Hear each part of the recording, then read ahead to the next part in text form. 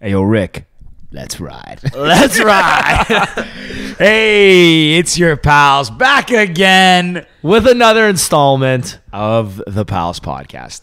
This week, we had... Well, who are you? I don't even know who you are. I'm Ricky Liordi. I'm George Boutsalis. And this week, we had our boy Choclair on. If you don't remember Choclair, he had some crazy bangers from the late 90s. Let's Ride being probably everyone's anthem back there. He's a Canadian hip-hop legend, helped shape the hip-hop industry in Canada. So mad shout-outs to him. Yeah. He gave us some real deep thoughts on how he likes to get his inspiration and kind of how he, where he gets inspiration from in different people and places and events. Like he thinks very about music in a very artistic, creative way, which is really cool. It was a fun conversation. Also, he's got a song out, new banger, Backdraft with Classified. Check it out. The link's in the bio. Rick, who's our sponsor? A big shout out to our sponsor, Stephen Liambis Real Estate. He's one of the top producing realtors in the GTA. Again, if you need anything, buy, sell, lease, he's there to help guide you through every step of the way. So check him out at Homes by Stephen or online at homesbystephen.ca. And Georgie, let's ride. I didn't get that. That would have been a great intro. Damn it. Wow, what a segue that would have been. Good. Well, Choclair, welcome to the Palace Podcast. What's up? What's up? How you doing, man? How you guys doing? We're great. Yeah, We're you're great. Yeah, it's great to be here. Great to be here. Yeah, Thank you. Shout out Poole for setting this up. Andrew, great. What up, Poole? How you doing, brother? Haven't seen you in a while. Yo, come and say what's up. I love it. Poop's a good dude. So I guess we'll jump right into it. We want to ask about Let's Ride. That was when we were younger. That was probably like our anthem. That was, I think, everybody's anthem in Canada, right? Like huge It's a banger. So how'd you come up with it? How did everything? Tell us everything.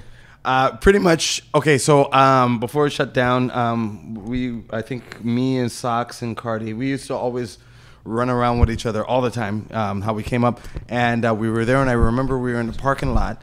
And then we were in the parking lot, and we were listening to beats on a cassette, like in the whip, and we were just listening to it. And Cardi always calls me Latte for chocolate latte, so he'd be like, "Yo, Latte," and we were playing beats, and he played that one beat. I said, "I like this one," and then he goes, "Oh, it's a little bit fast. Do you think it's too fast for you?" And I was like, "Nah, man, it's not fast at all."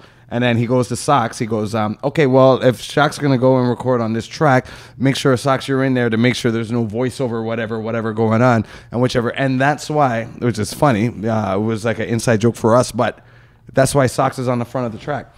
Yes, when a girl wanted to ride, what did he do?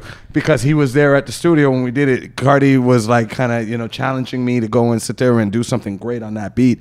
And we ended up coming up with something extremely great on the beat, and he produced it, and it all started. And we did it like 2 years before the song actually came out. I remember the record company would tell me, don't put it out. I don't care whatever you're going to do right now. Don't put that out. Just wait. And then we waited, and we got Little X go and do the video shoot and everything like that. And that was 2 years later. But that song we recorded in 97, came out in 99, and it was Cardi because he thought I wasn't going to be able to be quick enough to catch up on the beat. So that was on the album Ice Cold. That one of, I think, 2 Junos. It's got a few on there. Yeah. So what was, we've talked to us, we had other musicians. What's it like to sit on a record like that? Like when you recorded, you must have known this is a banger. This is a hit. What's it like to sit on that for 2 years? It's weird because, you know what, with a lot of artists, and I know a lot of artists out there, they're going to probably relate with this. It's like you do like so many songs. Like when you go in the studio and then you leave, you're like, you think that one song that you did is like, yeah, I want to get it out right now or whatever. And then, but then when you get a chance to go and assess it and sit there and look at it, and you're balancing on other songs that you do. But sitting on a song like that and then being told, because somebody, which was the A&R, Russ Hergert, big up to Russ Hergert, A&R is like saying, like, just wait on that. So we know he likes it. He has a vision for it. I already had a vision for it, but now I got to wait for his vision. So sitting on it, it's like, you're just inside. It's just like everything is like whichever, and then all the possibilities of what could be and what can be and whatever like that. And if it turns out right or whatever. it's a little bit, yeah. You know, you're sitting there and you're like, I'm sitting on something, and somebody said they're going to do something, and you're waiting for them to go and do something like that. So it was a little bit nerve wracking, but everything that he said that he wanted to do, and he did do it, and it became the video, and Lil X did it. They spent, man, a shitload of money on the video, which I have to go and recoup. Which I have, but still at the moment. But it was just like crazy, and the fact that everybody really believed in the track, they really made it to a point where everybody believed in the track, and I couldn't really feel so negative about it because everybody was like, just give us a time to whatever they needed. Let us do our magic, and let us do our magic. And then they did the magic, and it worked out perfectly. And so big up to Russ Hergert, everybody at Virgin, and everything like that. EMI, what's up? Word. That's so when you say 2 year waiting at 2 years, because like to Ricky's point, other artists have told us the same thing. You make an album and you wait for a year, or you make a song that you're like, oh, this is a hit, but I got to sit on it. Does the record label say, okay, you know what, like in 97 when you made it, do they say, okay, Shock, we gotta wait till 99 to release it, or is it just like we're gonna release it later? So do you not really know when it's gonna release? Like, I guess what I'm asking is like, do you know it's going to be 2 years, or is it just like, okay, we're going to save it for a while and you have to kind of wait? You know what? You're kind of like sitting there when it comes into the labels, because labels, whatever their priority is. Like, you know, all of a sudden there's a new J-Lo record. If she's signed to your label, then J-Lo's coming. And then they're going to stop You're on the back burner and everything because J-Lo or Celine Dion or somebody, Whoever, Janet Jackson, somebody's coming. And then you just irks to the side. Yeah. Like you got to get the quick irks. The irks. You just get it pushed off. Yeah, like that's just what happens, right? You know, and but like when they sit there and they talk to you and they say like, yeah, you know, whatever. And I was new in the business. I was brand new. I did everything independent, so I knew how to do it independent, but I didn't know how the major, you know, like how process and all the stuff they do kind of thing. Yeah, all the stuff they do, exactly. And so you don't really know how that works. And but what they said that they were going to do, they did. And then when the machine jumped in, it was great. And it was good. But like sitting there waiting on it, and we're like, yeah, okay, we got this song here, we got this song here. We've already got a couple of Junos under our belt. We're doing this. We're just coming off doing Northern Touch with the Rascals and all this stuff. And they're like, just wait. And we're like, no, the iron's hot. Strike when the iron's hot. Wait, please, wait. No, the iron's hot. Wait, please. No, the iron's hot. And then you go and you take the counseling, and then you're like, okay, all right. And they followed through on everything that they did, and they made the single. The single was like, man, it came out in September and it was still on the charts in the top 10 in February of 1999. Like, so it just ran. That's why Rubbin', which was the next single, took so long to come, because Let's Ride just wouldn't get off the chart. I'm not mad at that. It was just riding on the chart. They're like, it's still on the chart. Why are we going to release another one right now? I'm like, just release it. They're like, yeah, just let it go and do whatever. And then by like around, I think it was May or so, and then we did Rubbin', and that came out for the summer of 2000. And but it was great. Like, you know, like yeah, it sucks because you want your music to get out there. And I'm not saying everybody just like blindly go and trust everybody or whatever, but there's some people that have ideas and thoughts and whatever, and to a degree you got to trust. If you're going to work with them, you got to trust their thoughts. And that's what we did, and it worked out really great. But that's awesome. And like I said before, we've had our musicians that have sat on these records, and we asked them, like, how do you just, when you know it's a hit, there's some that you're like, okay, you know, we're going to fill the album, we're going to put this one or that one. But when you know it's a hit, it's got to just be so like hard. But then, especially for an independent, you were independent before this album, I guess, Ice Cold. Yeah. So it's probably even harder for you because you were just used to doing it however you wanted to do, or however your team wanted to do it. Now it's like you got to listen to somebody else say, no, listen to us, wait. Oh, it's crazy because even now, like there's things that I just want to get out. Like yesterday, like I did it yesterday, so like I'm like, you're ready. Retroactive, like, okay, I did it yesterday, but pretend we did it Thursday and put it out Friday. You know what I mean? But you know, you got to just kind of go and plan for it, and just go and you know, just kind of, you know, just make sure that people go and are able to accept it in a great way. So yeah, but like as an artist, you know, like you want to create today and make people see it tomorrow. And that's just, I think, it's not even just even music. It's just, I think, with anything creative, like you could be a painter or whatever. You could be designing the brand new Infinity car or something like that. You want them to see it right away. But it's and as a creative and a creator, that's sort of the things that you go and you see and you want to go and do. And that's the same thing for me. Like if I record a song last night, I'm like, yeah, this should come out tomorrow. Yeah. For everybody, because we just believe in what we're doing and we enjoy it. And but then you need stable minds behind you to go and be like, okay, yeah, let's think a little bit. Let's go and figure this out and make sure this works out and however, whatever. And then it goes. So, you know, and have like a bigger, someone's got to have the bigger vision, like the plan. I mean, I'm sure you probably have a vision of where you want to get to, but obviously, I guess in this industry, I mean, I don't know it well, but there's got to be, you know, it's super competitive. A lot of people want to get into it. And I guess the brands kind of know, I'm sure you probably think, oh, I know better than these guys do. Like I know what my brand is, but they must be able to say, okay, if we want to get him here, like we got to do these steps. And there's a plan in place to get there, and they got to kind of. And sometimes, and sometimes it's like, you know, you agree, you disagree, whatever. But like you just got to go and put into your mind frame that you know, like they're looking for your best interest in whatever, and then you just kind of, and then you guys butt heads, figure it out, whatever, however you figure it out, and then it just kind of goes into where it goes. But definitely, like I go in the studio, and record a bunch of songs. And I'm like, this should be out tomorrow. Like, yo, package it up, wrap it up. I don't know, go whatever, put it on iTunes tomorrow. And this is something. Forget about mixing and mastering it. Just send it out just how it is. They're like, no, hold on. We need people to hear this ASAP. ASAP. Yeah. And you know, but you're secretly leaking your own music, eh? Yeah. Smarter heads come in, and then we figure it out. But as a creator, as somebody that creates stuff, you always just want people to go and check out your music. And one of the things is the coolest thing when I meet a lot of artists here and there and doing the shows and stuff like that, what we do is I always tell them, it's like, you know, like the best part of doing the music, like recording and being in the studio and doing all that, that's the work. Yeah. You know, you're there from 7 p.m. till 5 a.m. That's the work. When you're there and they're saying change your line, or you think that you said your lyric properly and whatever, and they're like, go back in and say it again. That's the work. Because then you get frustrated. Like, you're like, oh my gosh, like, yo, that wasn't good? What do you mean that wasn't good?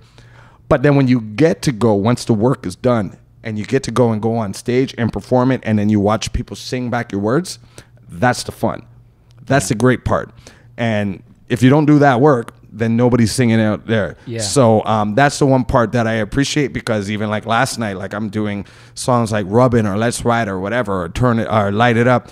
And I don't even have to say anything. Like they're really everybody knows it. Yeah, I'm just like, I just have the mic out there. Like I'm like, oh shoot, I'm getting paid to lip sync. Yeah, because the whole crowd is singing the song, and it doesn't matter. And but that's the fun part. So that's when you put all that work in it. When you go up on stage, that's the fun part, and you go, and that's the part that you really enjoy. Well, talking about the fun part and performing being that, what are some of your favorite shows you've performed over your career? Are there some that really stand out, or some places where, you know, this venue is my favorite venue? Oh, there's so many. Like if I got to try and figure out and pick one. Okay, give us your top three. Okay, it won't be in an order, but I remember touring with Gangstar. Like, you know, and I'm a fan of Gangstar, and I'm like, and then they sampled me in You Know My Steez, and so they had me in their record. So now I'm in their record. I'm a fan. They used me in their sample, and now I'm touring with them. Like, you know, like what Guru, rest in peace. You know, like like what is different what else? than that? Yeah. You know, going in Maine, I remember we did like a outdoor concert, and it was Ghostface and Method Man. Oh, wow. In Maine. And it was crazy because they put this weird band up. Okay, so I'm showing a little bit of a story. So they put this weird band up. I don't know what it was. And then people were throwing mud, like divots, like from in your golf. Yeah. Throwing these things at the crowd. I don't know who. It was it was the Wu-Tang's manager. I don't know who told them that I was the guy to go out there. So I go out there and tell everybody, stop throwing things. But they don't know me from nothing. They could have threw everything at me. And they're like telling me to go and tell these guys whatever. Somehow they listened to me, and at some reason, I was the next one. They're like, yeah, and oh, yo, you're on next. So now I'm like, I'm up here trying to peacekeep, and then I have to go and sit there and, yo, DJ, go and get your stuff here. We gotta go and do our stuff. Go and get the stuff. And then he's over there, and he's like, chuku, chuku, chuku, chuku, chuku, and we're testing sound as I'm telling people, don't throw shit on stage. Yeah. And I'm there, and Method Man and Redman are like, Method Man and Ghostface are like backstage, and they're just watching me do shit, and I don't know what I'm doing. I'm like, yo, and then we go out there, and then we just rock the show, and then they come out right afterwards. So I forget where I was going with it, but like that's a real cool situation. I remember going in Germany. I saw Flavor Flav, Public Enemy was there, and rest in peace to James Brown. I remember he had his James Brown glove just out of the window of the limo. You just knew, all you heard was ha ha ha ha, and he's just driving by and his hands out the window. I was like, yo, that's James Brown. He's like, yeah. And then he went on stage, and then we chill. Like, come on. Yeah, like there's so much. Like even 50 Cent at the old the Scotiabank Theater. It used to be called ACC. Palladium or whatever it's called. I don't know what it's called now, but it used to be a big club, Circa. Circa, okay, yeah. Oh, yeah. And it was 50 Cent. The escalators inside. The escalators Massive inside. club. And then I'm doing a show with 50 Cent over there. I'm doing one with Snoop over here. I'm doing, like, you know, like, it's hard. I can't pick the top because all the experiences are just different in their own way. And there's always a little real cool caveat of something that made that show even better just because, I don't know, Snoop dropped his wallet, and then I'm like picking it up, and I'm like, yo, Snoop, I got your shit right here. And he's like, yeah, Shaq Cleasy, what the fuck? Well,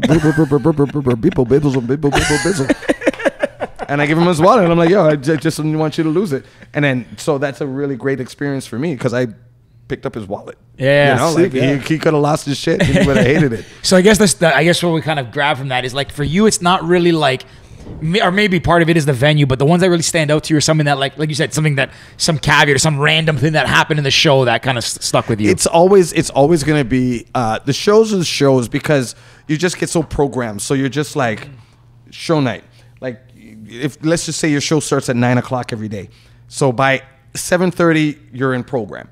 To 8 and you're in program. 8:30 you're in program. You know, like, okay, I'm going on stage and do that. But everything that falls outside of the program that associates itself to the show, like people throwing mud, being the middleman. Yeah, you know, I don't know. All of a sudden, I get a red rose with a panty around it. Like that's not part of the program. That wasn't part of the program, and at least it was clean. But like it's like. Okay, that wasn't part of the program. That's just random stuff that just happened, and it's the randoms that make it better. Yeah. Because when you're just going for it, like you just get in mode. You know, like it's just whatever you get in your thing, whatever you do, however you set yourself up. Whether you're quiet, like I used to go on when I was on the road with Rozelle from the Roots, and he would just sit there. We'd be on the bus, he'd just sit there, not say not one word. He just sit there, and you'd think he's upset with somebody or something. That's just his pre-show mode. He just sits there. He saves his voice because I guess he does a lot of beatboxing, and maybe that's a big out on his voice. He just sits there. If we're on at 9, 7:30 till 9, don't talk to him. He don't say anything to him, like because he's in his situation, you know. And so however everybody does it on their own, that's one thing. But it's the random. It's like somebody knocking at the door and they bringing up weed all the way compressed but looking like a cobra, and then so I have a cobra weed sitting there right there, and I'm like, okay, what do I do with this? Like, how do I even smoke it? Like, you break off the tail, you break a piece, you break a piece, you break a piece, and it's like, so those are the randoms, and those are the things that make it very much pleasurable, memorable. Because, yeah, you know, because it's like, oh yeah, I remember we were over in here, and I remember when I first started smoking weed, I was in Amsterdam, and it's the mom and the 2 daughters. I never smoked weed with a mom and 2 daughters before. I did in Amsterdam. And you're going to remember that one, eh? Yeah, I remember. And then they're cool. They still hit me up till today. They're like, hey, what's up? It's your friends from Amsterdam. Remember you're over here with Mixmaster Mike and Rozelle and whatever. Remember we smoked in? It was the mom and 2. And I just started smoking. Like, I was like, if I'm going to be in Amsterdam, if I'm going to try anything, let me try it over here.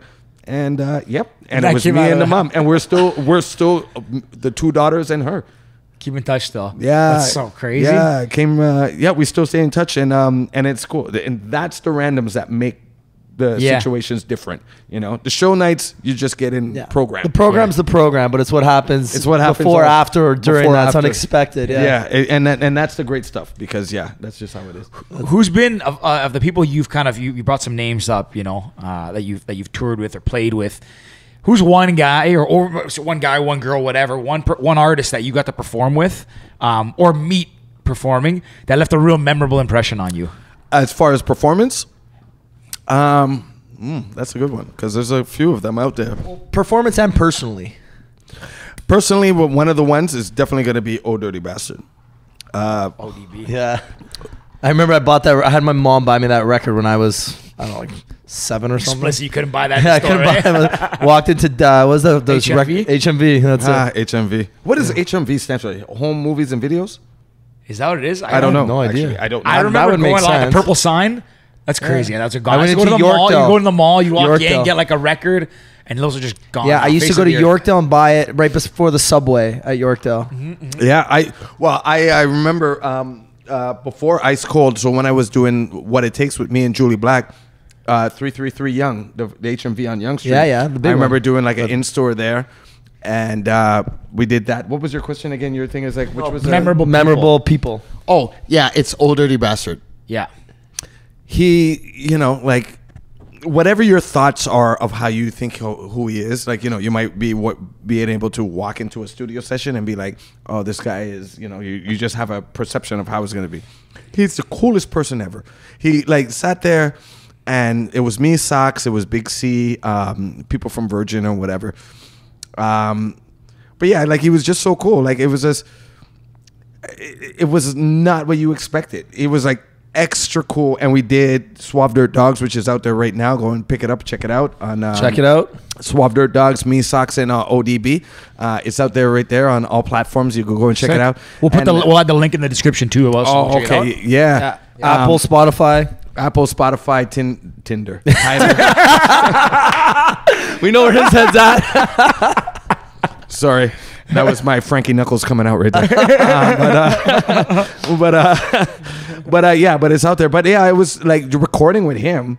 It was cool. He was just such a cool dude, and he was just very engaging. And you know, like I think like unless other people got that moment with him as well, I don't think that other people, if they just know him in the general, how he is in general and how you perceive him, you wouldn't see that side of him. And I'm happy that I got that chance to go and actually see that other side of him because it was cool. We sat there and worked on the track, talked about it. He called me Shah. People got mad because they're like, no, his name's not Shah, it's Choclair. It's like, I know what this motherfucking name is. It's not Shah. Shah, you okay with Choclair? You okay with me calling you Shah? Yeah, I'm like, cool. Okay, yeah, stop telling me. And it's just like, but it was like, everything was really cool. He was a really cool guy. And that's one of the things that I, you know, like, I've been with Memphis Bleak, Corrupt. Corrupt is like, yo, do you like this verse? I'm like, yo, Corrupt, you're corrupt, bro. Like, yo, what the Why are you fuck, asking bro? me? What the fuck, bro? You're corrupt, bro. Telecom 1221, bro. Stop. Like whatever. Like, you know, like I'm just like, you're corrupt. Like whatever you're gonna do is gonna be dope to me anyways. Let's play. And then there, look, see, then my song is playing. There we go. There we go. Google, Sorry, Siri heard us. Siri heard it. and put it in. Yeah, like Corrupt, we did this song on 9/11. That's why at the very beginning it's like people want to fuck with our trade center. Because we did it. I remember calling him in the morning. Me and Socks. Socks calls me in the hotel. We were out in L.A. And Socks calls me in the room. He's like, yo, are you looking at the TV right now? I was like, no, what's going on? He's like, yo, turn on the TV. Put it on CNN or whatever. I put it on, and that's when the whole shit was happening with 9/11. So then I call Corrupt. I'm like, are you guys cool to chill? He's like, yeah, man. Yo, let's do it. Yo, we still going. And then, so me, Socks, Big C, and other label guys that were there, we were stuck in L.A. for 7 days because all the airports shut down, everything shut down. And so we went and we did the track with Corrupt and then went to Snoop Dogg's house. And Snoop Dogg, we go with Corrupt and the DJ Jams, which was Snoop's DJ at the time. And we go and I went to Snoop's house. We go over there and you're walking. I'm like, yo, I'm going to Snoop's house. You walk up to the gate. There's two people. They pat you down, make sure you got nothing. I'm like, wow, word. It's like that, really? And then you go into the house. and everybody's playing like Madden. It would have been Madden 2003 or something. They're playing exhibits there, the Outsiders, everybody's all there. And then the tour bus pulls up because they were just about to do, if you remember around that time, they were about to do this tour with the Alcoholics exhibit, Dog Pound, and a bunch of other guys. So everybody was over at his house, and then we're just there. And I'm like, I can't believe I'm in Snoop's house. And then I go over to Snoop's studio, and he has like a park bench, and it was like a plastic Fisher-Price park bench. And he just pulled out this bag of something, and he's just like, hey, yeah, so brother, so how you guys doing? You know, you guys are doing whatever. And you know, and yeah, you know, Just because rolling it's just them a steady. 1-2, and it's everything is really 1-2, and 18, me and 18 around the room, 18. And me and Socks were standing there, and me and Socks did one of these. We were like smoking, but man, yo, bro. We had to do like one of those, you know, when you're leaning on a thing and you have to do the slow roll over on the side, like, okay, I got a dip, but I don't want nobody to know what I'm leaving. And you had to do the full rollout, whatever. And then we roll out into the room, and then it was a very intense game of John Madden's. Really? Football. Yeah. And so, like, you just left one intense room to another intense room. But, yeah, it's every situation that I've recorded with anybody. Those are just two of the real standouts. But, yeah, it's just great. Like, I can't believe I'm actually there. Yeah. I can't believe I went and saw Ice-T at his house. I can't believe I saw the girl that was on the cover of Ice-T's album. That girl on the Power album. She answered the door. Yo, instant 1-2-1-2 check out the pants. It was like, yeah. That's it. That's the clip. Because she's like at the door. That's the girl. She's on the cover. She's at the door. I'm like, I've been watching you from the Power album. And she's answering the door and asking me if I want lemonade. I'm like, Yo, I want a lot more than lemonade. And then, but one thing that Ice-T did tell me, and this is one great thing he always told me, and I never forget that clip. I'm sitting there, I'm talking to Ice-T. This is before Law and Order and all this stuff. We were just there. We were in the middle of the Hollywood Hills, and everything is whatever. And the hills are like so, like small streets, like they're just how they are. And he told me one thing, and I always remember. He said, you could tie somebody up.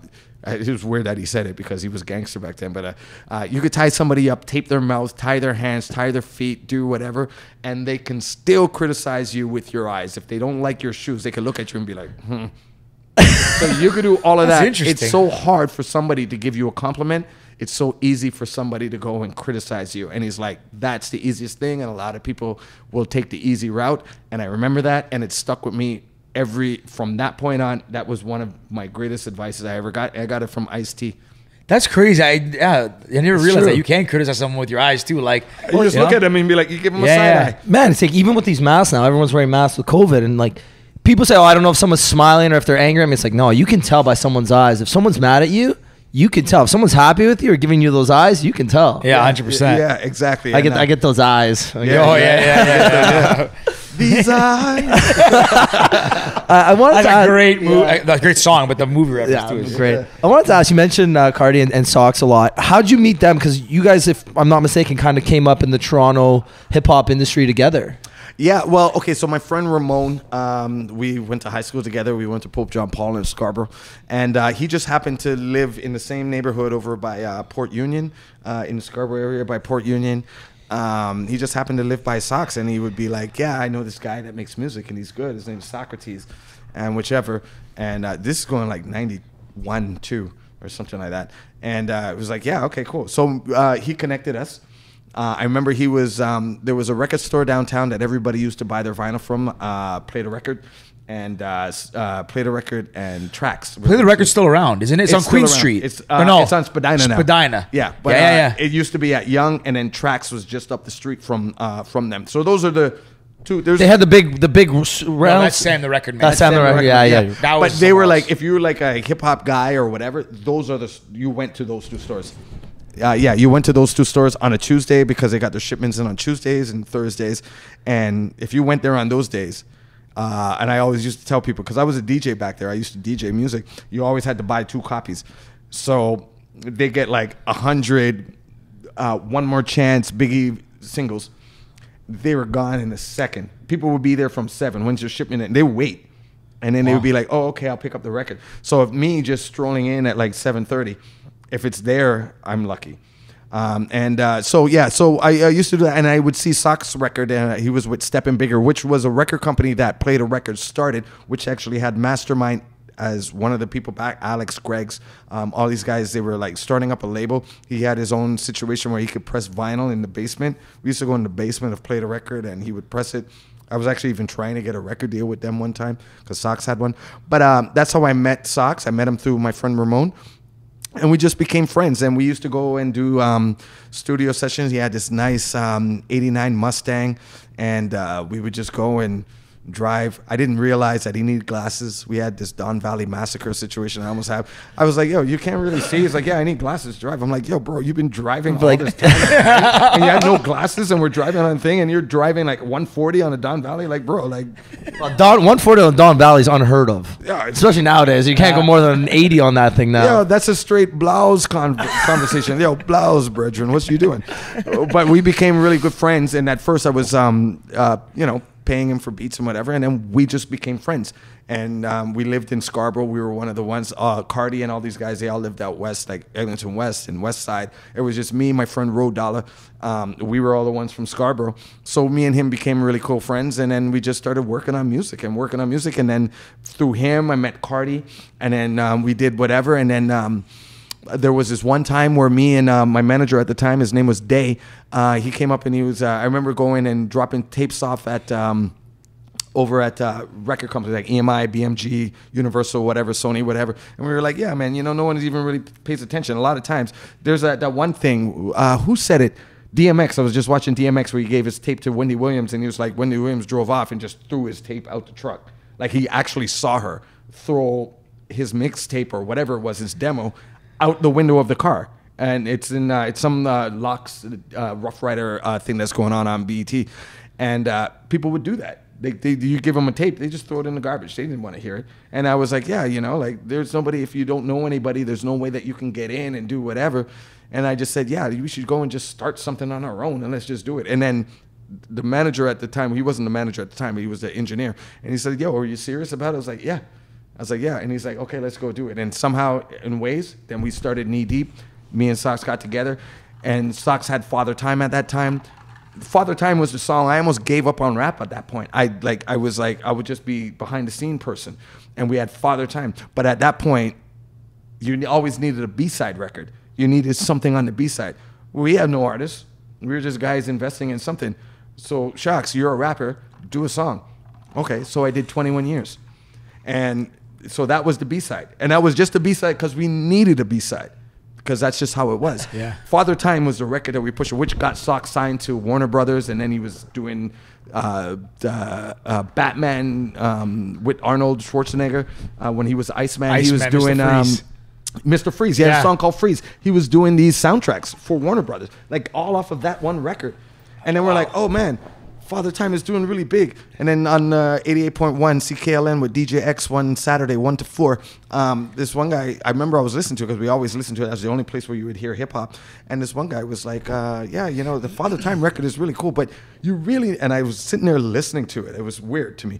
You really need to check that other side of that record. That 21 Years track from Choclair is really good. And then DJ X was like, yeah, you know what? We really should go and give this other side whatever because it's a really good track. But Father Time was just the pop. Yeah. So he started playing it, and then it just bigged up, and the song went really well. So the whole single did extremely well. And then we're like, now I'm sitting here as a record company guy, exec. Well, what do we put out next? I don't know. We ain't got no artists. I'll record another song if we must. Let's do it. Oh, Julie Black, how you doing? Yeah, I'm good. Knew through Cardi and whatever, and we knew each other. And then it was like, yeah, we got this beat, and it's called What It Takes, and this, that. Yo, why don't you come in and go and sing on this track? Because we have nothing. We're just... You just needed something. And then that was my first Juno, with me and Julie Black.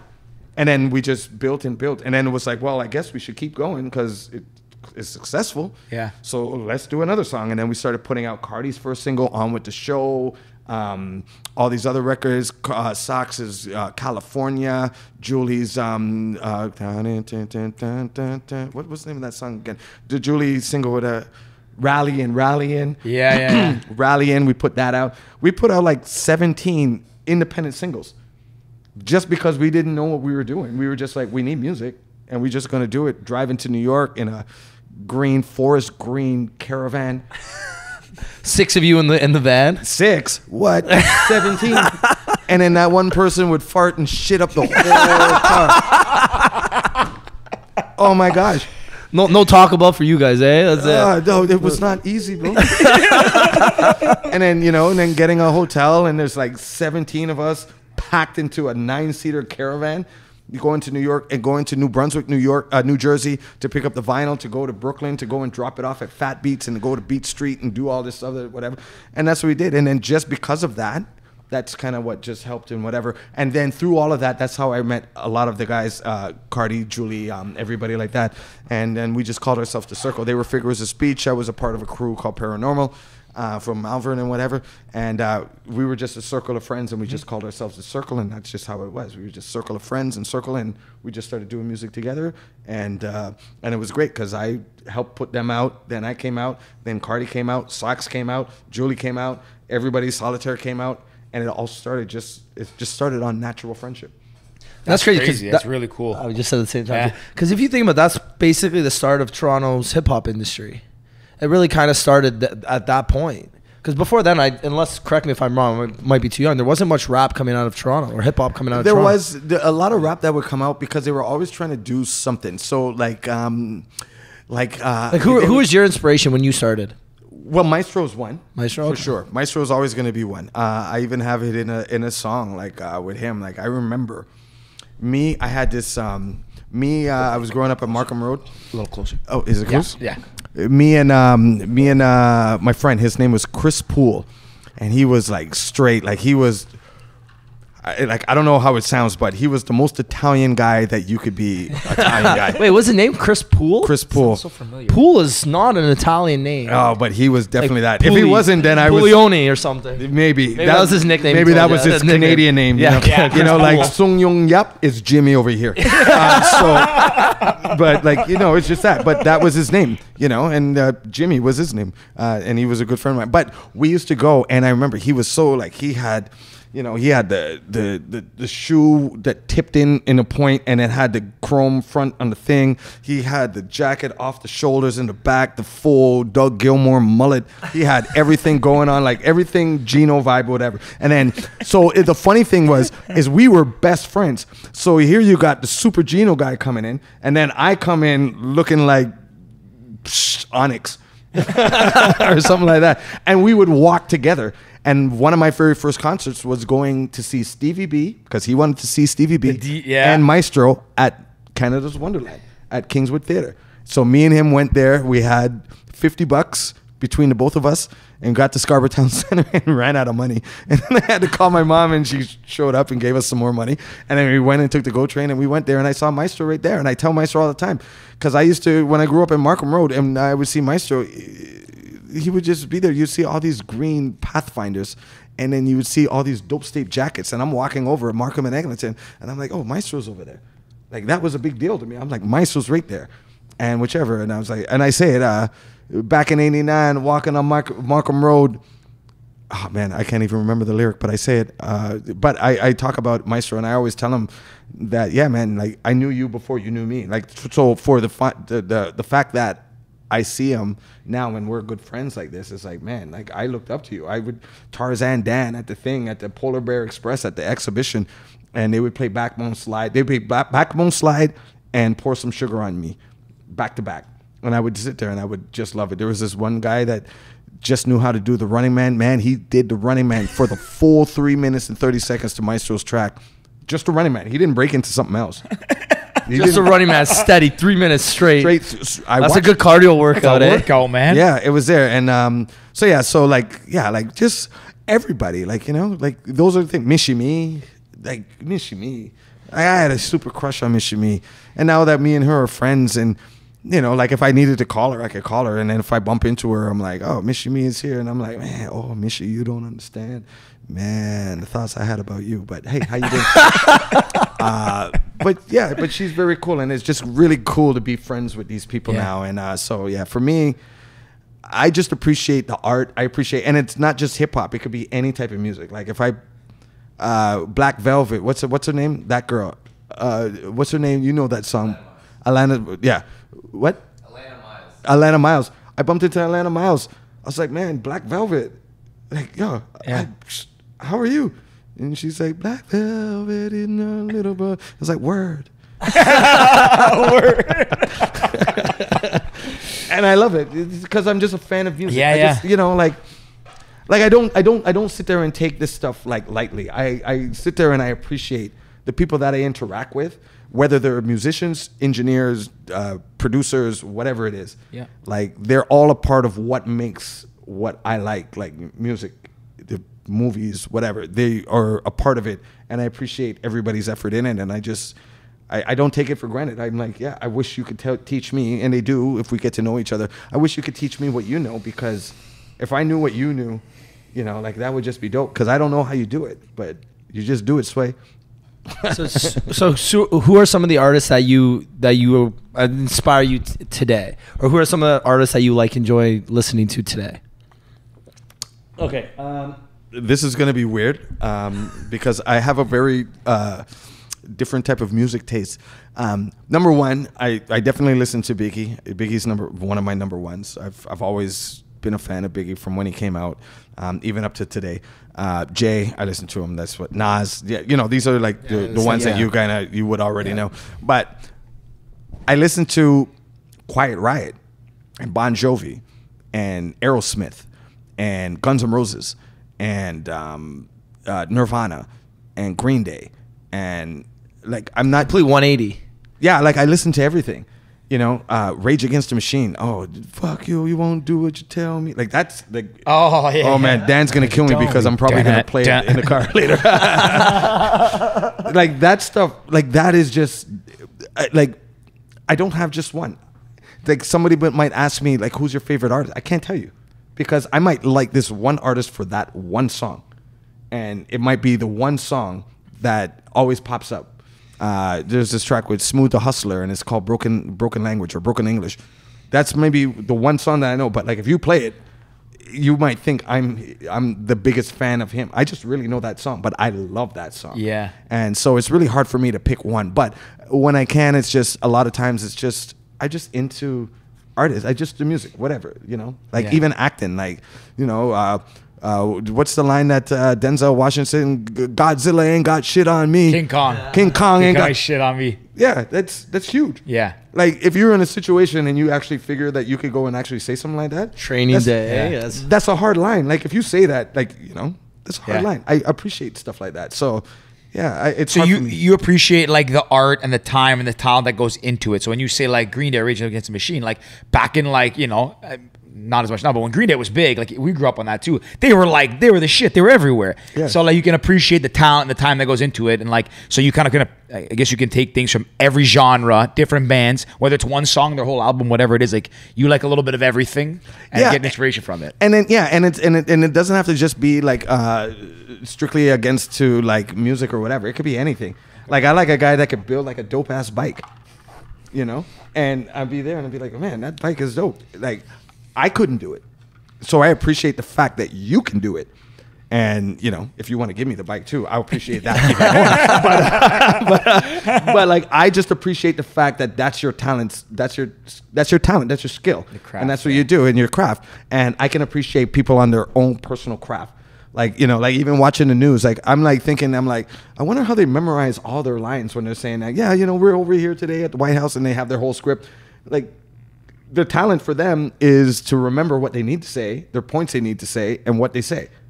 Like, you know, me, I'd be over here, I'd be like, yeah, I was just chilling over there, and, you know, homie said, he said something on the line of, you know, like I couldn't do it like they do. Yeah. So when they do it that way, I appreciate that talent. That's where their talent is. And I appreciate the talent on what people have. And and that's just one of my things. Is I just appreciate, because I can't do everything. And but I appreciate what you can do that I can't do. And then I hope that what people see me do something that maybe they want to do or they can't do that I can do, they'll be like, we like what you do. Yeah. And that's kind of like the trade-off, because like it doesn't even matter. I just appreciate what you could do. It's awesome. You kind of, I guess you like respect everyone for their craft and what they do. Yeah, so for sure. you know, like if you're painting a wall, or you work at a car wash, or you're producing a rap album, whatever it is, like something you do is like I was just painting the other day. Yeah. I was painting. It's hard, eh? Yeah, it sucks. Yeah. Especially when you got to do the roof. Yeah. And it drips all over. But but then all of a sudden, maybe, Francois, the painter, comes in and just, and it's done. And I'll be like, man, you did it quicker than me. Yeah. I appreciate how quick you did it. I was struggling to do it. You did it a lot faster than I could. And I would appreciate that talent. That's what your talent is, like you're good at that. And I do that. What's one talent that you don't have you wish you had? Oh, that's a good one. There's a lot. That is actually that is a good question. Well, since we're talking, I'm the same way. Like, the way I look at it, I appreciate if I can't do it properly or effectively, I won't do it. I'll find someone else who can, because I'm not gonna waste my time trying to do something that I know I can't do, or that I really Spend suck time at. to like learn. Yeah, and, like all that. You Like, can learn how to do most things on YouTube now. But again, if it's gonna take me 3 hours to do a 30-minute job, I'm not gonna do it, because I know it's a waste of my time. I'll try. I'll try. Maybe a hard 15 minutes of trying. And then I'll be like, yo, that's not me. It takes me 15 minutes to find the YouTube video on how to do it sometimes. I'm like, exactly. So 5 would be me trying. The other 10 is me looking up YouTube. And then if I can't do it, then I'm like, no, but like if someone, but yeah, Jimmy, I need some help. Yeah. No, I'll call the Italian guy, Chris Poole. One of the things that I really wish, I like music. So instrument, I wish I could play, whether it's a guitar, like infinitely, like a Slash from Guns N' Roses, just play the guitar, or Alicia Keys playing the piano. Like I wish I could do that. Like I can sort of mess with it, but I can't. Yeah. I'm not even close to doing it what they could do. Those are the things. I wish I could tell jokes like Dave Chappelle. Or Eddie Murphy. Oh, yeah. You know what I mean? Eddie Murphy was the GOAT. With Eddie Murphy, Ron Yeah. Delirious. I imagine all the Robin people Williams, he brought up the Dave Chappelles and the Chris Rocks and the Kevin Harts and all those guys, and Tracy Morgan. When you go and look on their old movies, you'll see the Damon, the Wayans brothers. You'll see them all in their old movies. They're all there. If you look back on their old Golden Child and all those old movies like that, all of a sudden you see Damon Wayans just like in the corner. It's like, yo, he was there. It's like, yeah? Yeah, We they're saw in there. one of the Marlon Wayans. Marlon Wayans at the when we were in the Mykonos in Greece. Oh, really? I'll never forget this. Honestly, we were in Greece. So I'm Greek, so we're there with a bunch of we're there with a bunch of like our buddies after the summer my sister got married. Anyways, we're down in 2016. And we're in Mykonos, we partied for a few days, and we're leaving. And the day of our flight was at like 6 a.m. And the airport opens at 6, or the first flight out. We didn't sleep. It's always the worst flight. Everyone's a zombie in the airport because in Europe, in Greece, you go out at like 2 in the morning. You don't come home till 6 because like the parties don't start till later there. Yeah. So we got back at like 6, packed our stuff, rushed to the airport. We get in and we're all like passed out, like waiting for our flight. So maybe we're all dead. Yeah, we're all dead. 4 of us were passed out. And at one point, I'm lying across like a bench, and I open my one eye because I heard of someone talking. They're playing cards, and I opened my one eye. And I was like, oh my, that guy looks like one of the Wayans brothers. So I was like, I can't be him. Anyways, I sit up and I was like, I look at Rick. I was like. I'm like, is that one of the Wayans brothers? Like, I think so. So I pull out Google, and I couldn't remember off the top of my head. I was like, probably still drunk. And I looked up, I was like, probably no, we were definitely still drunk. Marlon Wayans. So I was like, oh, sick. And I didn't want to bother him. I think he was with his girl and some buddies. They're playing cards. We get on the plane. We fly from Mykonos to Athens, like a 45-minute flight, like here to Montreal. And we get off, and as we're on the bus to go to the terminal, he's standing next to me now. And we must have stunk like booze. We probably looked like shit. And I hear him say, we get off the bus, and right in my ear, I can kind of hear him talking like the girls. Like, see, he's like, that's why I said we don't go out the last night because then you look like these guys. Something to that degree. And I turn around, I was like, do we look that bad? He's like, yeah, you guys look rough. Yeah. And I was like, all right, man, cool. That's kind of all I said to him, but we had a little laugh, and he's a nice guy. Yeah. No, it's but that exactly goes right back to the point. It's like I just appreciate people that can do stuff that I can't. Yeah. Like there's people that can do math better than me. And I'll be like, yo, give me the square root of pi because I need to divide this piece of paper and something and whatever. And I need to go and measure how I'm going to put the TV in the middle of the something. And they'll be like, 5 plus 5 and divided by 2 and a square root of a nothing and something. And they figure it out. And they figure it out. I appreciate that because I can't do it. Yeah. Like I do math like in a weird way in my own head. I visualize blocks and figure it out. Like the one thing that I'm good at is like English and understand. I can read between the lines between anything. Like Okay. you know, if somebody says something, I can be like, they meant something with that line right there. Yeah, I can tell whatever. That's my part of my talent. Maybe that's probably why I'm a songwriter and So you're like a linguist, like you understand words. yeah. And all Yeah, that. a lot of writers have to be. Right? Yeah, you can could tell. Like I could literally like sit there and hear somebody say something and be like, and know if they're shading you. This is or what if he they're might just have showing said. You love. did a great job on that track, but you know what he really meant. But I could tell Yeah. from tone and this and that and however whatever you can. Sorry. Yeah. Yeah. So I could tell with that, but other things. So at the end of the day, it's the main thing is just I appreciate anybody for whatever their talent. If you can go and sit there and hook up I had a good friend named Nick, and he used to be able to fix up my car if I had something. I had like a slow leak in my tire, and he's like, "Oh yeah, let's go and get this whatever you call it." And he pumped something in the tire, and it sealed it up, and he's like, "It'll last you for a good 6 weeks, but you need to change the tire." Shoot, that's great because. You know? You couldn't do it on your own. Yeah, I'd just be driving on flat trying to go and figure it out for like the next 6 weeks.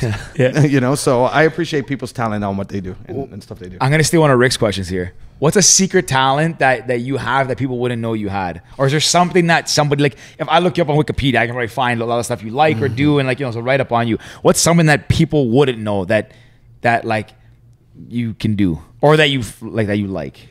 It's a Ricky question, eh? That's a good Ricky I was one. talking about how you appreciate talent, so like, I figured if you have anything like. I think one of the things that I can say and will say, when I'm on, if I'm not on, then I'm probably not as good, but I'm a charmer. Like, Okay. I'm trying to say this in the right way. You do well Without with the getting in ladies. trouble. Without getting in trouble. When I'm good and whatever, and other people, I'm good with females mind sexing them. Okay, I like it. I like it. You know, like I don't know what it is. Like because I don't know what it is. I'm good at that. And then maybe that's because I generally just, what are you saying? What are you thinking? Yeah. And then maybe it's because they want somebody to listen and whatever. I don't know. I'm not saying I'm like Fabio over here with the hair blowing in the wind or something like that. No, that's Chris. That's Chris. But like I can listen and sit there, and then they'll be like, "Oh my gosh, like you paid so much attention," and I'm not even trying. Now that makes me seem like, but no, now it comes that, natural. that gives me, Yeah. as I say it, that gives me the cape with the wind blowing and the hair blowing at the same time. I'm not trying to say I'm like the the Don Juan of everything, but I get that a lot. I love it. I love it. Just be like, like you listen enter my well, mind. yeah. You enter my mind because I'm generally interested in what you got to, until I'm not interested. Yeah. I'm generally interested in what you got to say, and I want to figure out what you're saying. Well, And that's it. Yeah, and even with this podcast, it made us such better listeners. Because when we have our guests on, when we first started, we used to it was always question, answer, question, answer, question, answer. It was very interview style. Then we decided we don't want it to be an interview. We want it to be a conversation. So by asking certain questions, we have to listen to what they say, and then from there decide what we want to ask next. It's not like, okay, this is the question we want to ask them. You don't have bullet points of questions, and you just run through some of our guests will ask us, like, oh, can you send us the questions? I'm like, we don't have any. We're going to talk about, your career, what you do, some of your hobbies, or maybe traveling, this and that, but we don't have set questions. So because we don't have set questions, and we play off the conversation, and we listen and we ask questions based on the answers That's we're the given. best way, too. Yeah, and 'Cause, it makes it more natural too, but it's made me such a better conversationalist. Yeah. Is that a word? Good word, Rick. Yeah, there we go. There you New word go. of the day. Word of the day. Word of the day. Conversationalist. So yeah, it makes us a better conversationalist because now when I'm out and I'm chatting with friends, like I'll go to a party and I'll be like, okay, tell me something about you that most people don't know. And they're like, what? I'm like, yeah. She's like, don't you want to know my name? Or like, it'll be a guy too. It doesn't matter. I just want to talk to people and say, okay, you know what? What's a hidden talent you have? Right. Or what's something you wish you knew how to do? Or what's something that you wish you could tell your younger self or whatever it is. Yeah. Right? You know what the greatest thing is for me is like before the whole lockdown, whatever, but before everything locked down and whatever, I would go to, I don't know, if it's a Jack Astor's or Boston Pizza or whatever, like whenever there's a game night, Raptors, Leafs, Blue Jays. Wait, sorry, are you a big Raps fan? Leafs Yeah, fan? I'm everything Toronto. Ah, heck yeah. That's my guy. I'm Leafs, Raptors, Blue Jays, TFC, Argos, everything. Argos, Same everything, here, man. yeah. That's it. I love it. If they're not playing, like right now, I need to get a bit more into the Blue Jays because I think the Jays are actually doing a little bit. Yeah, they might pretty make the good. playoffs. Yeah. Yeah, Wild card. but like Yeah. right now, like whatever's going on in the NBA right now, the Raptors, Yeah, you lose interest. Yeah. it's Same gone. way. you know, Sorry, hockey. Boston Pizza, Jack Astor's, you were saying. Yeah, and yeah, like so. But I'll go and I'll just meet some random dude sitting at the bar, like, you know, like somebody else that's there just to watch a game. Because I'll just go to watch a game. I'll never see this guy ever again. But for the time frame of the game, we're like the best friends. He's buying me a shot. I'm buying him a shot. We're both drinking. We're talking. We're laughing and this and that and commenting, yelling at the TV and everything. And then the game's over. It's like, all right, man, I might see you around sometime. Yeah, okay, I'll see you around. Whatever. Never see that guy ever again. But like that moment is boys. Cool. We're boys, and I like that because then I learn from him because he's going to teach me something, say something that, you know, maybe he's a truck driver and drives, you know, 10 hours a day going from, you know, from Tennessee to Ohio or something like that, and he could tell me what. And I appreciate that. And those Tells are you the good things, food places along the way or something. Yeah, if I'm ever doing his route, Yeah. Be like, oh yeah, when you stop off in Virginia, go to Wilma's, you know, Chicken House or something. Chicken House or something like. I'll be like, oh, if I'm actually there, I'll be like, yeah, I remember this guy told me that. But like we're, yeah, like it's just a good situation, and those are the things I just like people, you know. Yeah. Are they ever shocked when they like you sit down with them at the end? You're like, oh, by the way, like here's my name, like this is what I do. They're like, oh shit, man, I know who you are. Sometimes, yes. There that does happen. I'll talk with people. And maybe because they don't expect it to be that way, or I look different because I grew a beard or something like that, and they'll be like, "Holy cow, my friend just told me you were Choclair." I was like, "Yeah, I've been talking to you for like an hour and a half. I had no idea." It's like, "Oh, you're really cool. I thought you would be like all sort of glimity and glamity and doing all this whatever you're doing." Too cool for school, kind of. Yeah, and they're like, "No." I'm like, "Oh, we were sitting there and we were talking about." You know, that throw to first sucked. Like, you know, like, yo, throw it, put some muscle behind that throw. Yeah. Like, you know, that's what we're talking about. And we don't talk about anything that has to do with anything. Like, one thing I like to let people know is like, you know, as much as I love doing music, and I love the life of doing this and everything like that. That's not my life. Like, when I'm not behind the mic or I'm not on a stage, I'm a completely different person. I'm a guy that just enjoys simple things in life. I like good company. I like whatever. I'm getting used to a lot of things. Like this year, I went ice fishing. I never been ice fishing. Yeah, I was ice fishing. Like, what the hell? Where'd you go ice fishing? Did you go to Lake Simcoe? No, up at Temperance Lake, up in Athens. Shoot, I was driving a car on a frozen lake. Nobody from Scarborough does that. But I'm doing it. There we go. Yeah. You know, like I do that, you know, and I'll go and whatever. Like, I'm just regular. Like, once I'm not in the, like, I'm only that guy because that's who I am. That's my business, and that's what I do. Like, if I'm selling you a car, then I'm Joe Toyota, and I'm selling you a car. Joe Toyota. It's a good name, actually. Joe Toyota. That's gonna be your alias when you meet guys in bars. Hey, I'm Joe Toyota. Nice to meet you. I'm a car salesman from Scarborough. You're not Joe Toyota. You're Choclair. Yeah, but like then I'm doing that. But when I'm not selling you cars, I'm like just a guy, whatever. Yeah. And that's what I like, because then I get to actually meet people onto something, and it makes me become a better person because I get to relate with people on a real level and relate with people, and you know, they get to know me, because at some point, like, you know, there'll be people like, oh yeah, like I forget, and I apologize for anybody out there that I remember but forget. So I know it's a 1-2-1-2, but if I remember you and forget you, I still love you. You know, but like I'll forget, but then it'll be like, oh, I remember we were talking about, I don't know, the Macy's parade. Parade, yeah. And we would probably be talking about the Macy's parade for like 45 minutes. Yeah. Because I would just interact with somebody and just have that type of discussion, and that would be what we're talking. And we're not talking about music or anything like that. We're not doing anything. Like, when I'm not on stage, when I'm not in the booth, then I'm Clark Kent. Yeah.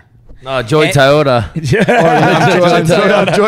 I'm Joe. That's it. Hey, next time we got to book a hotel, that's the alias now. Eh? I'm Joe Toyota. It's actually funny because like that you know, I mean, maybe it's not like a hidden talent per se, but it kind of is, because a lot of people I find, you know, that interact with people. You sit at a bar, you go to a restaurant by yourself, even with your buddies. Like, you and never I go by myself. I'm solo. I would just walk in there by I'm myself. like you. I'm the same. I'm the same way. Actually, Yeah. like when that changed for me was when I started that year traveling. I was like, I go sit in restaurants by myself, and to the point is like, it's not.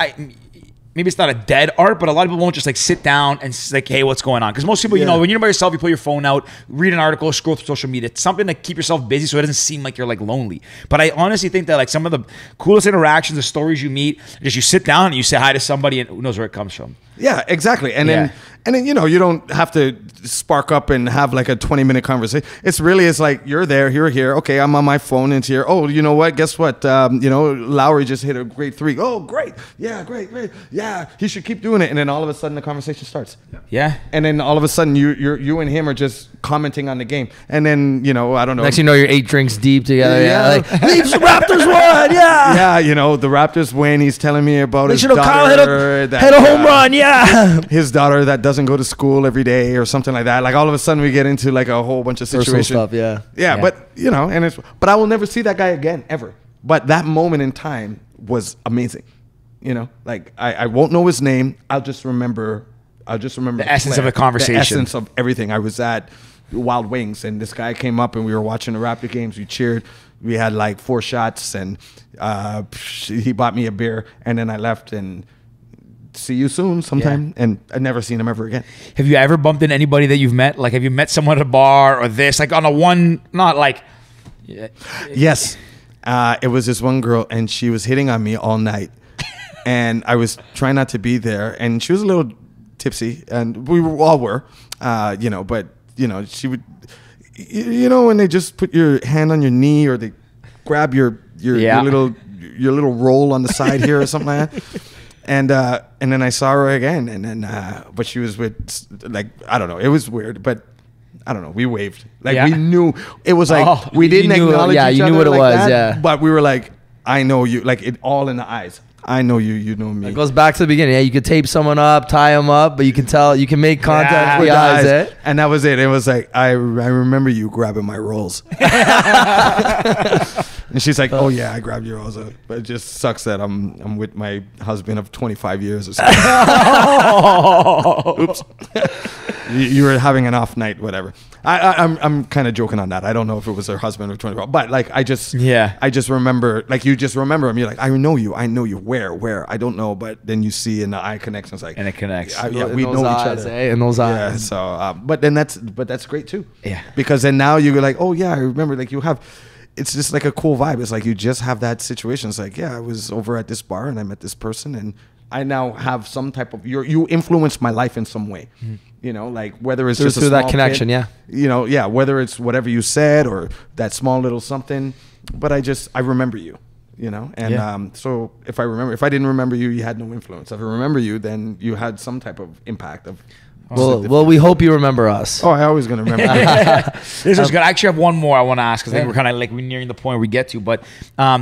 Besides hidden talents, like hobbies, so you like when you're out, obviously interacting the social side. Do you do anything else? Do you bike? Do you golf? Do you like you have anything that you do to kill time that you really like? Read? I don't know. Even like what'd you do during COVID? One of those. I'm a gamer. So I play my Xbox. I was weird because Dan's over there, and I tell him like I play games weird differently because I play games when I play video games. The way the game moves, like the gameplay, I relate it to lyrical flow. So like if you're playing like NBA 20, if the game moves so smooth that, you know, they do the you know, like you're crossing someone over or whatever. I don't know how it relates to me. It just does. Is that reminds me of a flow. It's like the way that ball went between that guy's legs in a video game. To me, it's like when I'm going to do a flow, it needs to flow like that ball went between this guy's legs. Yeah. I don't know what it is. It's a weird thing on my own side. But I do that. And almost with everything. So like video games pass my time. So I watch movies. And sometimes I just hang out, like just do random stuff, like whatever it is, like ice fishing or... Ice fishing's a good one. Yeah, that's a good one. Something the comment you make: no one from Scarborough drives on a frozen lake with a car. So that's good. That's a good one. Yeah, and then we just it's so like even my recreation time in a way, just because I'm passionate about what I do. So you never really like if you're a painter, you go outside. If it's a nice sunny day, you're gonna look at something that's gonna relate to a painting. It's like with me as a writer and a songwriter. and a song creator, everything relates to me in a way of music creation. How you walk, you know, like if you're about to trip and you caught yourself like before you fall and you like, you know, you tripped over and you picked yourself up or whatever, that's a lyric to me. Not necessarily, I'm not talking about the line like, oh, trip and fall and come back up. No, it's how you did it and how you reacted. And then it becomes the mechanics become a flow to me.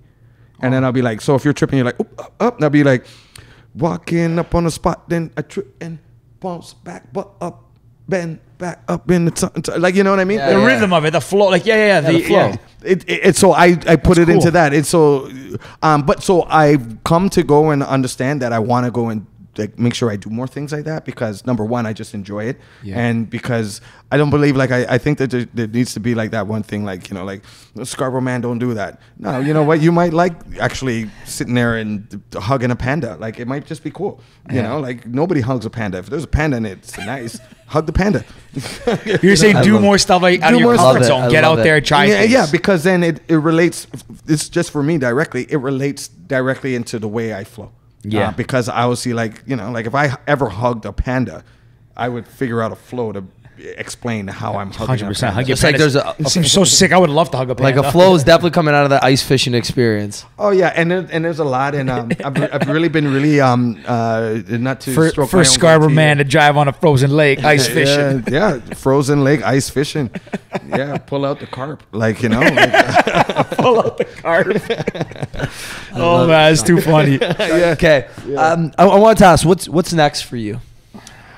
There's a lot. I want to get into acting a lot. I want to go and do. I think that there's a nice story. I'm just trying to figure out how to do it. I want to do a biography. I want to get into the movies, but I also want to. I want to promote other people. You know, like new artists and stuff. Like, you know, like the people that keep me hungry. People that keep me hungry, you know, like you see these new guys come in, you're like, oh my gosh, these guys are doing whatever, and then whichever, and then they'll come up to you and be like, oh, Shaq's like, yo, I've been listening to you, and then they make you feel old. I've been listening to you since I was in grade 8. I was like, yo, don't say that. Go over there. Go over there. Yeah, but time out. Yeah, you know, but that's the stuff, and then whichever, and then they make you hungry, and I just want to continue to do things, just stuff that people aren't used to. Like something different, like, you know, like everybody might think, okay, yeah, he's going to start a record company or he's going to do this. No, you know what? I want to go and open up a new indoor skydiving place. I want to create insurance for artists. So like if you lose your voice, you know, like you have an insurance situation, like, you know, like, oh, I can't make the show. Oh, they're going to take my money or whatever. Oh, you got insurance. I want to do stuff like that. You know, like something different, but something that benefits as they call us now, whatever, gig workers and, you know, self-employed people, like people that don't have a 9-to-5, but they work every day and they have to actually work and do their own hustle to go and make whatever they need to make by the end of the month. Like they actually have to go and do it. And then because of that, like you don't get like EI or this or that or whatever. Yeah. You know, so you don't get all those, which is great for everybody that does get it because they pay into it and they deserve it and they should get it and they should not cut it at all. I'm not saying anything like that. But like for people like ourselves, you know, like if nothing happens, we don't go to work. Like we don't get EI. If I don't work, I don't make anything. You know, I have to work. And for people like that, I would like to go and, you know, set up a system that looks out for these people. You know, like an insurance plan for people that just they're self-employed and do stuff. Like, you know, like really taking the thing. So I don't know. I'm getting a little bit in too deep, but these are things that I think about. Yeah. You know, awesome. Like I think about that. I'm like, you know, like if Socrates, if he broke his leg and couldn't do his show, where does he go?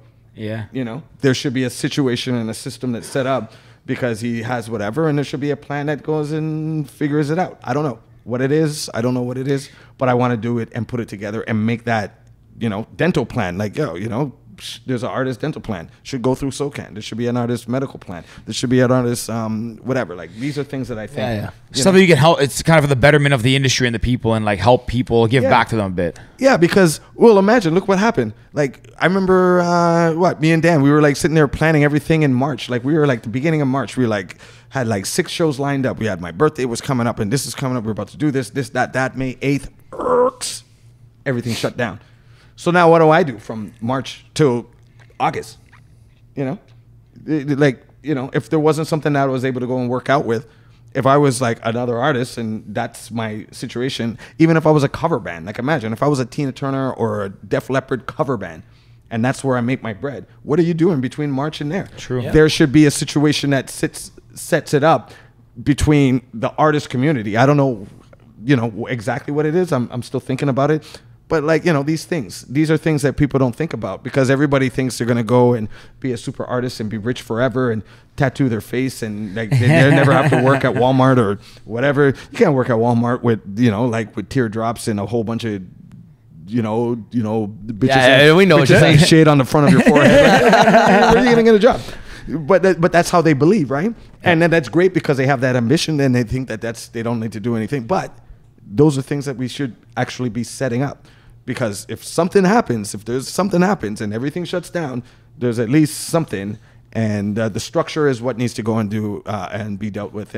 But there's at least something for people that do this type of work, Yeah. Yeah. Interesting. Very interesting. Yeah. You can't build a fence without the wood. If I buy the wood, what am I going to do with the wood? I don't need it. I bought it for you. Build a fence. Yeah, you gotta find someone to build. You gotta find someone who's good at building a fence. Appreciate that talent. Yeah. Joe Fence Builder. Yeah. Choclair, this has been awesome, man. This is a great conversation. Yeah. And we've always got two questions we always ask every one of our guests before we start to wrap up. And you kind of almost touched upon it. So mine is, if there was a movie about your life, who would you want to star as you? Ooh. Could be anybody from any point in time. Oh, geez. Who would I want to be me? Okay, the guy's got to be like a bombshell because I want all the girls to like him.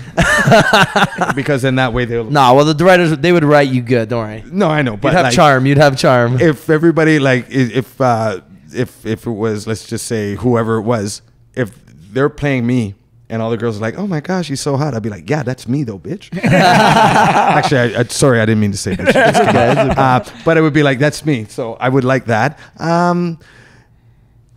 I don't know, to be honest. Just somebody good and somebody that would go. I would be more interested in the story. I would just want the story to be good, and be accurate and whichever. But if it's hot guy that makes all the girls like me. I've got a good one for you, Georgie. I think you might know who I'm thinking about. Idris Elba. No, I wasn't gonna say that. I just saw him recently in The Office. I don't know. You have like a Dave Chappelle type vibe. Yeah, people did say that. Kevin Garnett a bit. Yeah, Kevin Garnett. Yeah, but Dave Chappelle, you're like the way you kind of talk and you're flowing the way you think about things. It kind of has that like you give off that impression a little bit. Oh yeah, yeah. I just go Idris Elba. You want that good-looking, charming dude? That's I don't want to. I don't want somebody that everybody. Actually, I won't say it because it was going to be really bad. I don't want okay. But I don't want that guy to be me. Version but I want somebody that will tell the story. The story needs to be nice, and if it's a handsome gent and the girls like it and they think it's me. Then when they see me, hopefully I'm, I put wipe the brow and I look all right, and they're gonna be like, yeah, you were really hot in that movie. I was like, yeah, that was Denzel. But there we go, there we go. Alrighty, we got one last one. If you could give one piece of advice to your younger self, what would it be? To my younger self? Yep.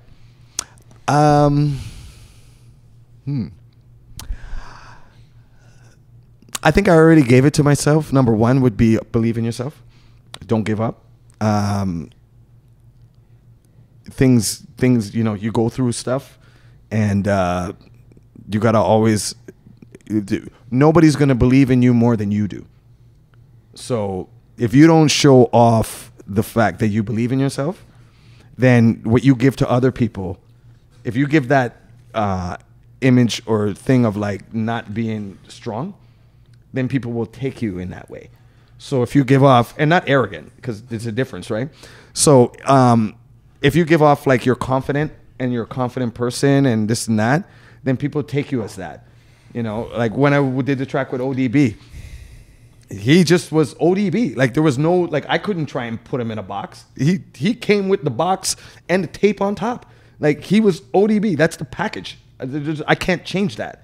So if I show up in a way of how I feel, how I should be presented. And this is for the new cats and the younger cats coming up. If you come in like how you are, So if you come in like thinking you're a gunslinger or an asshole or a prick or something like that, then everybody's going to take you to that. And they're going to think you're an asshole or a prick or something. If you come in and you're confident and you're nice and you're good, I'm a big person on, I believe in manners. Yep. You never, unless they tell you so, you never address an older woman by their first name or last name, or you always Mrs. So-and-so. Yeah. Like, it's just how that's just how it manners. that's if she said, oh no, just call me Sarah, Jody. Yeah. then you know.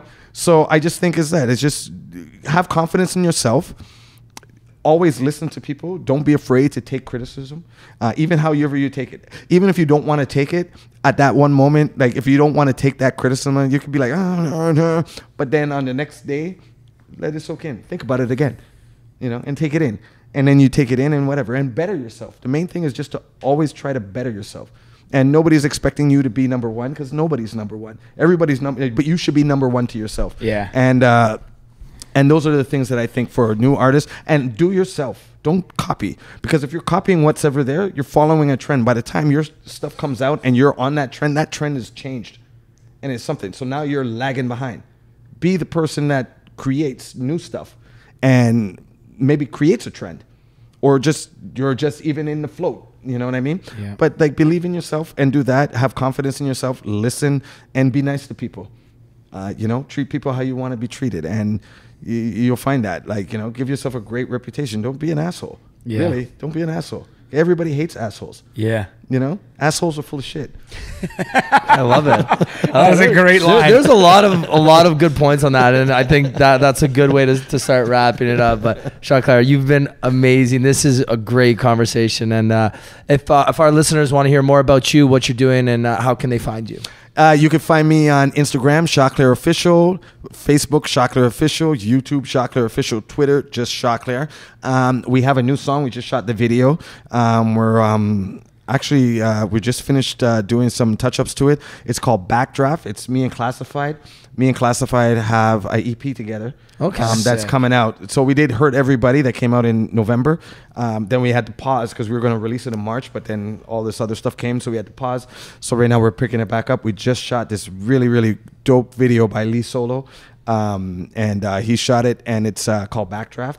And that's going to be coming out at the end of the month. And then we have another one. So I have like a 7-song EP about to come up with Class. And then I have my own album that's coming out right afterwards. Amazing. Yeah, we'll definitely share everything on social media for sure. And we'll tag you and everything. So hopefully the followers can find you. Yeah, show some love. Yeah, show some love. Yeah, but for sure. Other than that, you've been awesome.